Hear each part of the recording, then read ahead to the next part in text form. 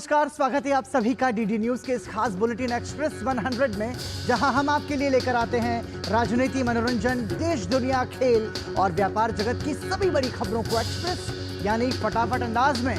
मैं हूं आपके साथ पराक्रम से शेखावत। आइए शुरू करते हैं तेज रफ्तार से जुड़ी खबरें। प्रधानमंत्री नरेंद्र मोदी ने गांधीनगर में ग्लोबल री इन्वेस्ट 2024 का उद्घाटन किया। ऊर्जा जरूरतों को पूरा करने के लिए नवीकरणीय ऊर्जा स्रोतों, हाइड्रोजन ऊर्जा के संसाधनों को विकसित करने और निवेश को प्रोत्साहित करने की दिशा में यह सम्मेलन महत्वपूर्ण। इस सम्मेलन में दुनिया के 4 देश जर्मनी, ऑस्ट्रेलिया, डेनमार्क और नॉर्वे भागीदार देश के रूप में हिस्सा ले रहे हैं। इस मौके पर प्रधानमंत्री ने गैर जीवाश्म ऊर्जा स्रोतों के बढ़ते उपयोग और उस आधारित एक प्रदर्शनी देखी।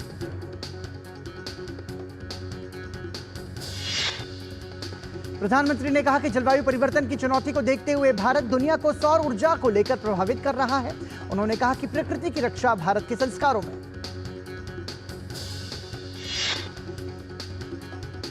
प्रधानमंत्री ने सूर्य घर मुफ्त बिजली योजना देश को समर्पित की। इस योजना के तहत 1 करोड़ घरों की छत पर सोलर पैनल लगाने का लक्ष्य है। प्रधानमंत्री ने बताया कि भारत ने अपने प्रयासों की बदौलत पेरिस समझौते के लक्ष्यों को 9 साल पहले ही हासिल कर लिया। भगवान राम की नगरी अयोध्या को प्रधानमंत्री ने सोलर सिटी बनाए जाने की बात कही। उन्होंने कहा कि सभी तैयारियां पूरी हो चुकी हैं और जल्द ही सूर्यवंशी प्रभु श्री राम की नगरी सोलर सिटी बन जाएगी। प्रधानमंत्री ने बताया कि उनकी सरकार का तीसरा कार्यकाल 140 करोड़ लोगों की आकांक्षा तेज गति से पूरा करने और 2047 में विकसित भारत के लक्ष्यों को हासिल करने के लिए समर्पित। प्रधानमंत्री मोदी ने कहा कि बीते 100 दिनों में भारत में 12 नए इंडस्ट्रियल सिटी बनाने का निर्णय लिया गया।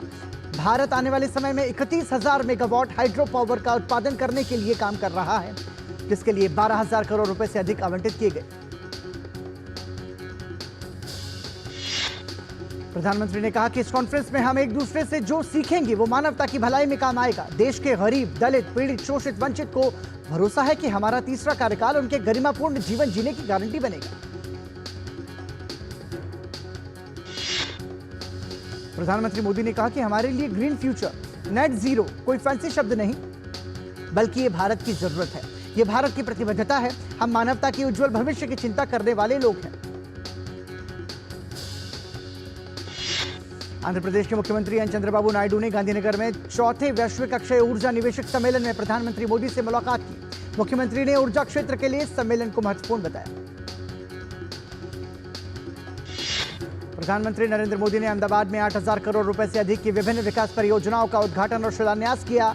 उन्होंने समाखिया अली गांधीधाम और गांधीधाम आदिपुर रेलवे लाइनों को चौगुना करने सहित कई प्रमुख परियोजनाओं की आधारशिला रखी। प्रधानमंत्री ने 30 मेगावाट की सौर प्रणाली का उद्घाटन किया। वो Kutch lignite thermal power station, Kutch में 35 मेगावाट की BESS सोलर पीवी परियोजना और मोरबी और राजकोट में 220 किलोवाट सबस्टेशन का भी उद्घाटन किया। प्रधानमंत्री ने वित्तीय सेवाओं को सुव्यवस्थित करने के लिए डिजाइन किए गए अंतर्राष्ट्रीय वित्तीय सेवा केंद्र प्राधिकरण के सिंगल विंडो IT सिस्टम का शुभारंभ किया। प्रधानमंत्री मोदी ने प्रधानमंत्री आवास योजना ग्रामीण के तहत 30,000 से अधिक घरों को मंजूरी दी। इन घरों के लिए पहली किस्त जारी की, साथ ही PMAY योजना के तहत घरों के निर्माण का शुभारंभ किया। प्रधानमंत्री मोदी ने भुज से अहमदाबाद तक भारत की पहली नमो भारत रैपिड रेल और नागपुर से सिकंदराबाद, कोल्हापुर से पुणे, आगरा कैंट से बनारस, दुर्ग से विशाखापट्टनम, पुणे से हुबली सहित कई नमो भारत रैपिड रेल और वाराणसी से दिल्ली तक पहली 20 कोच वाली नमो भारत रैपिड रेल को भी हरी झंडी दिखाई। प्रधानमंत्री नरेंद्र मोदी ने अपने संबोधन में कहा कि एक तरफ हर देशवासी पूरी दुनिया में भारत का ब्रांड एम्बेसडर बनना चाहता है, वहीं देश में ही नकारात्मकता से भरी कुछ लोग उल्टा काम कर रहे हैं। प्रधानमंत्री नरेंद्र मोदी ने कहा कि अगले 25 सालों में हमें भारत को विकसित भारत बनाना है। इसमें गुजरात की बहुत बड़ी भूमिका है। प्रधानमंत्री ने कहा गुजरात आज मैन्युफैक्चरिंग का बहुत बड़ा हब बन रहा है। प्रधानमंत्री नरेंद्र मोदी ने अपनी गुजरात यात्रा के दौरान अहमदाबाद मेट्रो रेल परियोजना का उद्घाटन किया। उन्होंने खंड 1 मेट्रो स्टेशन से गिफ्ट सिटी मेट्रो स्टेशन तक मेट्रो की सवारी भी की। प्रधानमंत्री नरेंद्र मोदी जब विकास परियोजनाओं की सौगात देने के लिए कार्यक्रम स्थल पर पहुंचे तो वहां मौजूद बड़ी संख्या में लोगों ने उनका जोरदार अभिवादन किया। कोलकाता के आरजीकर मेडिकल कॉलेज की घटना को लेकर डॉक्टरों का गुस्सा थमने का नाम नहीं ले रहा है। सुप्रीम कोर्ट के निर्देश के बावजूद जूनियर डॉक्टर काम पर नहीं लौटे हैं। मुख्यमंत्री ममता बनर्जी ने एक बार फिर उन्हें बातचीत के लिए बुलाया। हड़ताली डॉक्टर मुख्यमंत्री से मिलने उनके आवास पर पहुंचे। इससे पहले ममता बनर्जी डॉक्टरों से मिलने के लिए धरना स्थल पर पहुंच गई। वहां डॉक्टरों ने उनके खिलाफ जमकर नारेबाजी की थी। कोलकाता के आरजीकर मेडिकल कॉलेज और अस्पताल में एक रेजिडेंट डॉक्टर की नृशंस हत्या में शामिल अपराधियों के खिलाफ कार्रवाई करने में पश्चिम बंगाल सरकार की विफलता के विरोध में चंडीगढ़ में डॉक्टरों ने विरोध प्रदर्शन किया। चंडीगढ़ में डॉक्टरों ने मानव श्रृंखला बनाकर कार्यस्थल पर काले बैज पहनकर अपना विरोध दर्ज कराया। साथ ही विरोध दर्ज कराने के लिए सुबह में डॉक्टरों ने 1 घंटे तक ओपीडी में काम नहीं किया।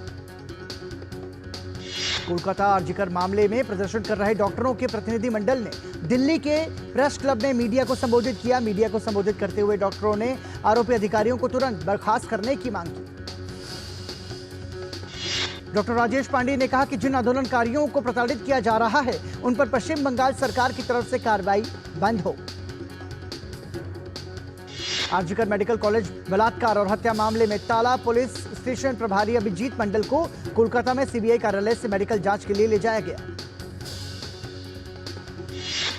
अभिजीत मंडल ताला पुलिस स्टेशन के प्रभारी होने के बावजूद घटनास्थल पर देरी से पहुंचे। इसके मंडल की जनरल डायरी के पंजीकरण में भी गलत जानकारी दर्ज होने की बात कही जा रही है। भाजपा के राष्ट्रीय प्रवक्ता शहजाद पूनावाला ने कोलकाता आरजीकर मामले को लेकर ममता बनर्जी पर निशाना साधा। उन्होंने कहा कि ऐसा क्या है जो ममता बनर्जी जनता के सामने नहीं आने देना चाहती। हरियाणा विधानसभा चुनाव के लिए नामांकन वापसी का आखिरी दिन खत्म हो गया। हरियाणा में इस बार 5 बड़े राजनीतिक दल चुनावी मैदान में हैं। भाजपा और कांग्रेस दोनों ही दलों का दावा है कि उन्होंने अपने असंतुष्ट नेताओं को मना लिया है। हरियाणा की 90 विधानसभा सीटों के लिए एक चरण में 5 अक्टूबर को मतदान होना है। चुनाव के लिए अधिसूचना 5 सितंबर को जारी हुई। नामांकन की आखिरी तारीख 12 सितंबर रही। हरियाणा में 8 अक्टूबर को वोटों की गिनती होगी। जम्मू कश्मीर में पहले चरण में होने वाली 24 सीटों पर चुनाव के लिए प्रचार समाप्त हो जाएगा। जम्मू कश्मीर में पहले चरण में 18 सितंबर को और दूसरे चरण में 25 सितंबर को और तीसरे चरण के लिए 1 अक्टूबर को 40 विधानसभा सीटों के लिए वोट डाले जाएंगे। जम्मू कश्मीर विधानसभा चुनाव के पहले चरण के लिए चुनाव प्रचार थमने से पहले केंद्रीय गृह मंत्री अमित शाह ने किश्तवाड़ में जनसभा को संबोधित किया। अमित शाह ने कहा कि मोदी जी ने जम्मू के पिछड़ों, गुर्जर, बकरवाल, दलितों और पहाड़ियों को उनका हक दिलाने का काम किया। गृह मंत्री अमित शाह ने रैली को संबोधित करते हुए कहा कि आईआईटी, एम्स और आईआईएम जैसे संस्थानों से युवाओं को सशक्त बनाना हो या रेल रोडवेज को विश्वस्तरीय बनाना हो, मोदी सरकार जम्मू वासियों की हर आकांक्षा की पूर्ति कर रही है।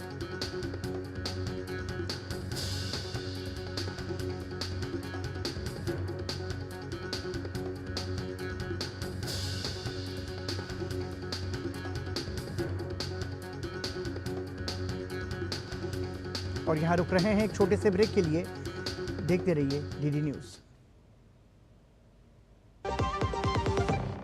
शादी का किचन महके जहां, गोल्डी किचन किंग मसाले हो वहां। गोल्डी लाए हैं फ्रेश लॉक टेक्नोलॉजी जो रखे मसालों को हर समय फ्रेश। बात जब पीढ़ियों के लिए बनने वाले घर की हो तो जिम्मेदारी बड़ी हो जाती है। गैलेंट समझता है ये जिम्मेदारी। अब डबल एम रिब्स के साथ गैलेंट एडवांस TMT रीबार, निर्माण का रियल हीरो।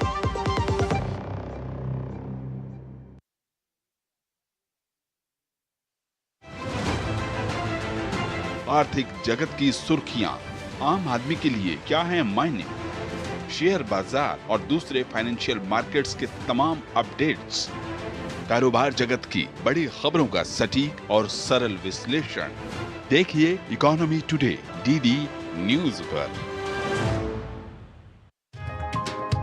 चाय की प्याली के साथ खबरों से भरी नई सुबह, देश की राजनीति, आम जन की कहानी, विदेशों की हलचल, कारोबार का गुणा भाग, खेल का मैदान, मनोरंजन और ज्ञान विज्ञान, सेहत की बात और ग्लैमर का तड़का। नया सवेरा।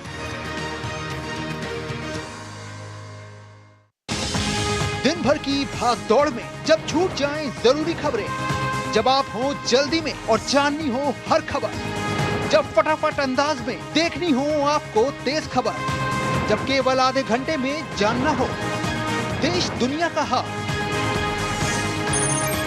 तब देखिए खबरों का हाई स्पीड शो एक्सप्रेस 100।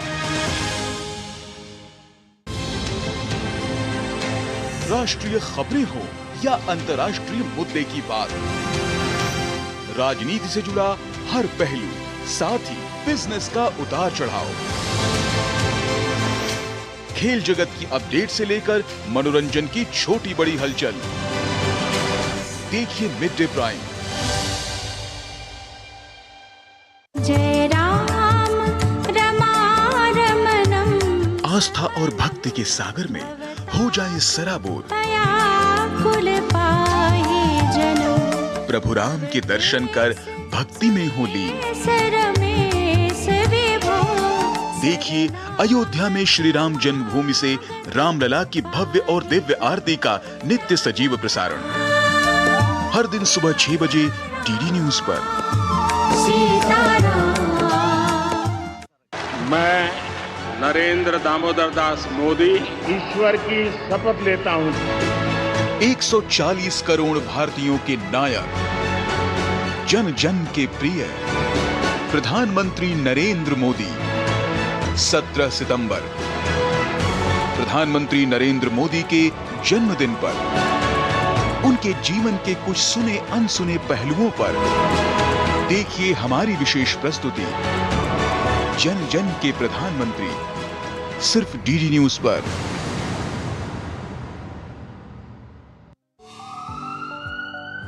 स्वास्थ्य से जुड़ी महत्वपूर्ण बात, देश के प्रख्यात विशेषज्ञों के साथ कैसे हो रोग के लक्षणों की पहचान। यदि आप हैं किसी रोग से परेशान, फोन और ईमेल के माध्यम से पूछें अपना सवाल, विशेषज्ञों से मिलेगा सही समाधान।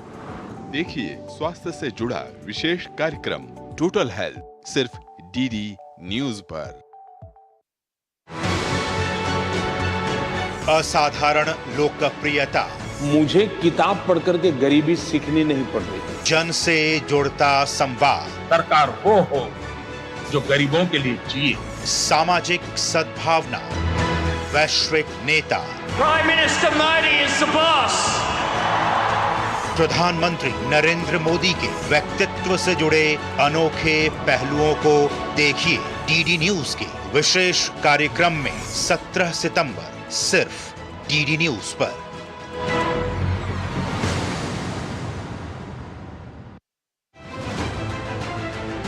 आर्थिक जगत की सुर्खियां आम आदमी के लिए क्या हैं मायने, शेयर बाजार और दूसरे फाइनेंशियल मार्केट्स के तमाम अपडेट्स, कारोबार जगत की बड़ी खबरों का सटीक और सरल विश्लेषण देखिए इकोनॉमी टुडे डीडी न्यूज पर। चाय की प्याली के साथ खबरों से भरी नई सुबह, देश की राजनीति आम जन। ब्रेक के बाद एक बार फिर आपका स्वागत, आप देख रहे हैं एक्सप्रेस 100। उत्तर प्रदेश के मुख्यमंत्री योगी आदित्यनाथ त्रिपुरा के बराक स्थल में सिद्धेश्वरी मंदिर के उद्घाटन समारोह में लोगों को संबोधित करते हुए उन्होंने कहा कि पाकिस्तान नासूर है, ये मानवता का कैंसर है, इसका उपचार समय रहते दुनिया की ताकतों को मिलकर करना होगा।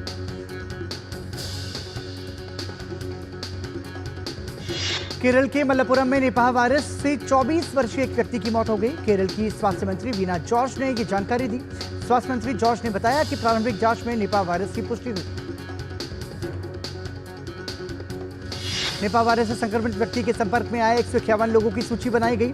संपर्क में आए 5 लोगों में हल्के लक्षण दिखने के बाद नमूनों को NIV पुणे में परीक्षण के लिए भेजा गया।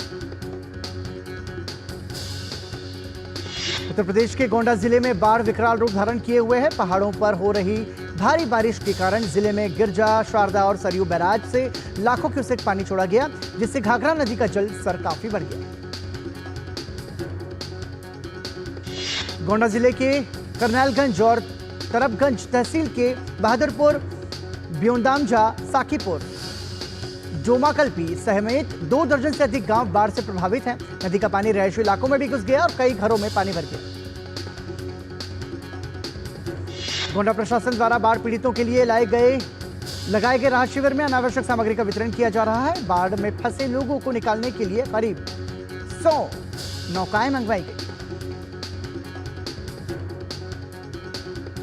बाराबंकी जिले में सरयू नदी में नेपाल के बैराजों से लगातार छोड़े जा रहे पानी से लोगों का जनजीवन पूरी तरह से प्रभावित है। घाघरा नदी का जलस्तर खतरे के निशान से ऊपर पहुंच जाने से बाराबंकी के रामनगर और सिरौली गौसपुर तहसील के करीब 50 गांवों में बाढ़ जैसे हालात। उत्तराखंड के मुख्यमंत्री पुष्कर सिंह धामी ने आपदा पीड़ितों की ज्यादा से ज्यादा मदद करने की अपील की। उन्होंने कहा कि आपदा से प्रभावित हुए पीड़ितों के पास पहुंचे और हर संभव मदद करें। आरएसएस के सबसे महत्वपूर्ण आयोजनों में से एक विजयादशमी उत्सव 12 अक्टूबर को नागपुर में आयोजित किया जाएगा। इस कार्यक्रम में संघ प्रमुख मोहन भागवत के साथ मुख्य अतिथि के तौर पर इसरो के पूर्व अध्यक्ष पद्म भूषण डॉक्टर के राधाकृष्णन शामिल होंगे। कर्नाटक में गणेश जुलूस पर हुए पथराव की जांच पड़ताल करने के लिए भाजपा नेता डॉक्टर सीएन अश्वत्थ नारायण के नेतृत्व में भाजपा की फैक्ट फाइंडिंग टीम मंडिया जिले के नागमंगला का दौरा करने पहुंची। भाजपा नेता डॉक्टर सीएन अश्वत्थ नारायण ने कहा कि कर्नाटक में कांग्रेस सरकार कानून और व्यवस्था बनाए रखने में विफल रही है। वह समाज को सांप्रदायिक आधार पर बांटना चाहती है।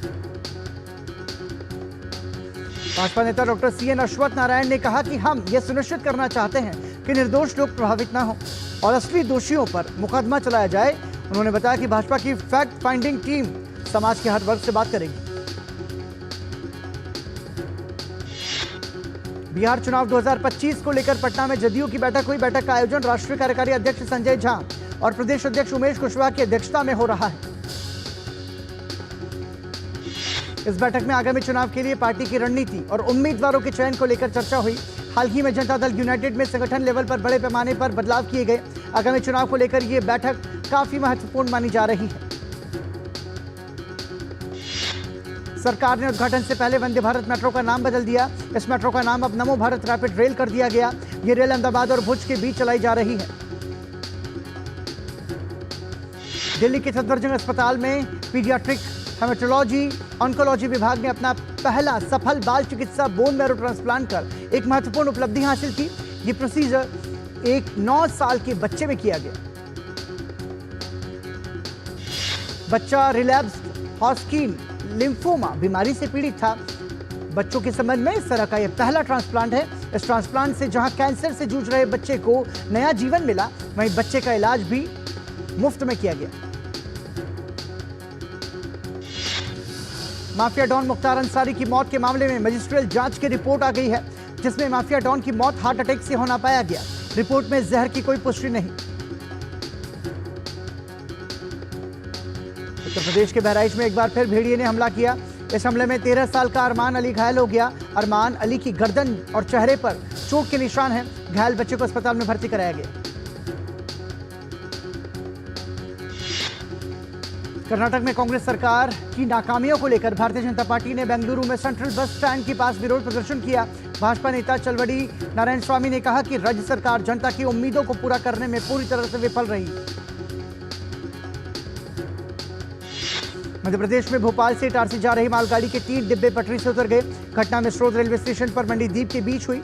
इस घटना में कोई हताहत नहीं हुआ। रेलवे ने हादसे की जांच शुरू कर दी। दिल्ली में आम आदमी पार्टी के नेता सौरभ भारद्वाज ने कहा कि मुख्यमंत्री ने ऐलान किया था कि मंगलवार को वो अपना इस्तीफा मुख्यमंत्री पद से देंगे। उन्होंने उपराज्यपाल से इस्तीफा देने के लिए समय मांगा और मंगलवार शाम को उन्हें समय मिला है। उत्तर प्रदेश सरकार में मंत्री डॉक्टर संजय निषाद ने वक्फ बोर्ड के दुरुपयोग का आरोप लगाया। सहारनपुर में संजय निषाद ने विपक्ष पर जमकर निशाना साधा। संजय निषाद ने कांग्रेस पर संविधान के साथ खिलवाड़ करने का आरोप लगाया।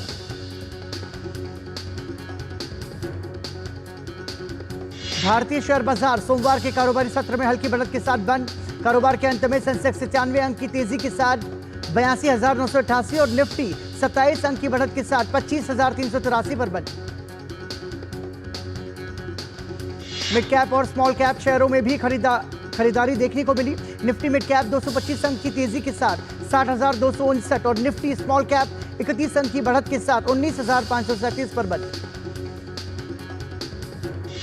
इस वर्ष 13 सितंबर तक की अवधि के दौरान देश में 8% से अधिक बारिश दर्ज हुई।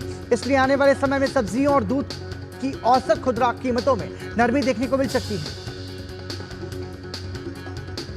अमेरिकी फेडरल रिजर्व के इस सप्ताह ब्याज दर में कटौती शुरू करने की संभावना से दुनिया की प्रमुख मुद्राओं के मुकाबले डॉलर की कमजोर पड़ने से अंतरबैंकिंग मुद्रा बाजार में रुपया 5 पैसे मजबूत होकर 83.87 रुपए प्रति डॉलर हो गया। बढ़ती अवैध अप्रवासियों की समस्या और आतंकवाद से निपटने के उद्देश्य से सोमवार से जर्मनी की पुलिस ने सभी सीमाओं पर नियंत्रण बढ़ा दिया। अब तक सिर्फ पूर्वी और दक्षिणी सीमाओं से प्रवेश करने वाले यात्रियों की ही जांच होती थी। नए फैसले के बाद अब उत्तरी और पश्चिमी सीमाओं पर भी कम से कम अगले 6 महीने तक निगरानी रखी जाएगी। इसमें डेनमार्क, नीदरलैंड, बेल्जियम, लग्जमबर्ग और फ्रांस के साथ सीमा पार करना शामिल है। नए सीमा नियंत्रण से लोगों और सामानों की आवाजाही में बाधा उत्पन्न हो सकती है। पोलैंड के प्रधानमंत्री डोनाल्ड टस्क ने जर्मनी पर अपने इस कदम से पूरी शेंगेन प्रणाली को खतरे में डालने का आरोप लगाया। दरअसल बेल्जियम, फ्रांस, जर्मनी, लग्जमबर्ग और नीदरलैंड के बीच 1985 में हुआ एक समझौता, जिसका मकसद यूरोप में एक सीमा मुक्त क्षेत्र बनाना है। यह समझौता लोगों, वस्तुओं, सेवाओं और पूंजी की मुक्त आवाजाही की अनुमति देता है, जिसे शेंगेन जोन कहा जाता है। इसके तहत आंतरिक सीमा जांच को काफी हद तक समाप्त किया जा सकता है। समय के साथ शेंगेन का विस्तार होता गया। अब इसमें 29 यूरोपीय देश शामिल हैं। हालांकि अपनी सीमाओं पर नियंत्रण सख्त करने वाले जर्मनी अकेला देश नहीं है। 8 अन्य शेंगेन सदस्य वर्तमान में अपनी आंतरिक सीमाओं को नियंत्रित करते हैं। 2006 से शेंगेन क्षेत्र में सीमा नियंत्रण से संबंधित कुल 441 अधिसूचनाएं जारी की गई। 2015 और 2016 में आतंकवादी घटनाओं के कारण फ्रांस इस सूची में शीर्ष पर है। इसके अलावा जर्मनी ने राजनीतिक शरणार्थियों को देश में प्रवेश करने से रोकने और आतंकवादी खतरों से निपटने के लिए 2015 से ऑस्ट्रिया के साथ अपनी दक्षिणी सीमा पर नियंत्रण बनाए रखा है। यूरोपीय आयोग की अध्यक्ष उर्सुला वॉन डेर लेयन दोबारा अपनी इस जिम्मेदारी को निभाने के लिए तैयार। इसके तहत आयोग की टीम को अंतिम रूप दिया जा रहा है। हालांकि सोमवार को फ्रांस के थियरी ब्रिटान के आयोग से अचानक इस्तीफे से यूरोपीय संघ के सत्ता परिवर्तन में नया मोड़ आया। ब्रिटान ने कहा कि वो तत्काल प्रभाव से अपने कर्तव्यों से मुक्त हो रहे हैं। इसका कारण उन्होंने उर्सुला वॉन डेर लेयन के साथ हुए विवाद को बताया। ब्रिटेन ने कहा कि वॉन डेर लेयन ने अगली कार्यकारिणी के लिए उनसे अपनी उम्मीदवारी वापस लेने के लिए कहा। फ्रांस ने उनकी जगह यूरोपीय संघ के पूर्व सांसद सिजॉन को अपना नया उम्मीदवार भी नियुक्त कर दिया। अमेरिका में चुनावी सरगर्मी के बीच रिपब्लिकन पार्टी के उम्मीदवार और पूर्व राष्ट्रपति डोनाल्ड ट्रंप की हत्या का एक और नाकाम प्रयास। जांच एजेंसियों के मुताबिक ये कोशिश तब हुई जब ट्रंप फ्लोरिडा में अपने वेस्ट पाम बीच पर गोल्फ कोर्स में थे। हालांकि सीक्रेट सर्विस एजेंट्स ने हमले को विफल कर दिया। हथियारबंद शख्स की पहचान 58 वर्षीय रैन विजली राउत के रूप में हुई। सुरक्षा कर्मियों ने रैन के घटनास्थल से भागने के बाद वहां से AK-47 असॉल्ट राइफल और 2 बैग बरामद किए। पूर्व राष्ट्रपति ट्रंप ने घटना के बाद अपने सोशल मीडिया प्लेटफॉर्म ट्रूथ पर अपने सभी शुभचिंतकों को आभार व्यक्त किया।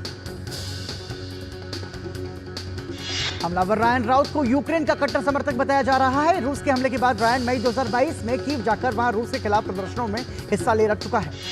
रिपोर्ट्स के मुताबिक रायन ने यूक्रेनी सेना में भर्ती होने की भी कोशिश की। ट्रंप पर हमले की कोशिश के बाद राष्ट्रपति बाइडेन ने अपनी प्रतिक्रिया देते हुए कहा कि अमेरिकी सीक्रेट सर्विस को और अधिक मदद की जरूरत है। दुनिया भर के नेताओं ने पूर्व राष्ट्रपति ट्रंप पर हमले के प्रयास की निंदा की। 21 सितंबर को श्रीलंका में राष्ट्रपति चुनाव के लिए प्रचार अभियान तेज हो गया।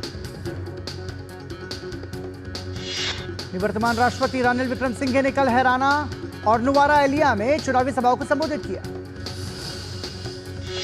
जापान और फिलीपींस में तबाही मचाने के बाद अब बेबिंग का चक्रवाती तूफान चीन के सबसे बड़े शहर शंघाई में दस्तक देने पहुंचा। तूफान बेबिंग का शंघाई के पूर्व में लिंगांग न्यू सिटी के तटीय क्षेत्र में पहुंचा था। तूफान के खतरे को देखते हुए प्रशासन द्वारा लगभग 4 लाख से ज्यादा लोगों को सुरक्षित स्थानों पर पहुंचाया गया। मौसम विभाग ने तूफान के उत्तर पश्चिम की ओर बढ़ने की संभावना जताई। भारत ने चीन में खेली जा रही एशियन चैंपियंस ट्रॉफी हॉकी प्रतियोगिता के फाइनल में जगह बनाई। फाइनल में भारत का सामना चीन के साथ होगा। 45वें शतरंज ओलंपियाड में भारतीय खिलाड़ियों का शानदार प्रदर्शन जारी। महिला वर्ग में भी भारतीय टीम ने अपनी जीत के क्रम को बरकरार रखा। इंग्लैंड और ऑस्ट्रेलिया के बीच तीसरा और अंतिम T20 अंतर्राष्ट्रीय क्रिकेट मैच बारिश के कारण रद्द। प्रीमियर लीग के वित्तीय नियम के उल्लंघन के मामले में मैनचेस्टर सिटी फुटबॉल क्लब के खिलाफ सुनवाई आज से शुरू। ला लीगा में बार्सिलोना ने अपने जीत के सिलसिले को बरकरार रखते हुए जिरोना को 4-1 से शिकस्त दी। बार्सिलोना के लिए युवा खिलाड़ी लामिन यामाल ने 2 गोल किए, वहीं दानी अल्मो और पेड्री ने दूसरे हाफ में 1-1 गोल किया।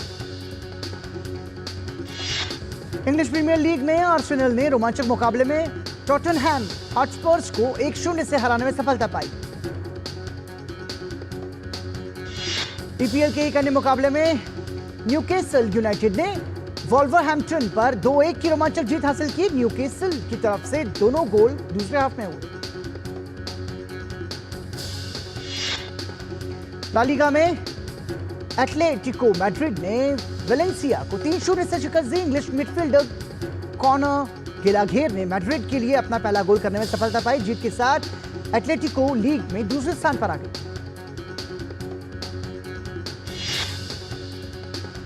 इटालियन लीग में नपोली ने कैग्लियारी पर 4-0 की बड़ी जीत दर्ज की। इस मुकाबले में लाकुको ने 1 गोल किया और 2 गोल में मदद की। लीग के 4 मैचों में नपोली की ये तीसरी जीत। ओस्माने डेम्बेले के 2 गोल की मदद से पेरिस सेंट जर्मन ने फ्रेंच लीग में ब्रेस्ट पर 3-1 की रोमांचक जीत हासिल की। पीएसजी के लिए पहले हाफ में 1 और दूसरे हाफ में 2 गोल हुए। और रूस के फ्री डाइवर अलेक्सी मोलचानोव ने अपना ही पुराना रिकॉर्ड तोड़ते हुए नया विश्व रिकॉर्ड कायम किया।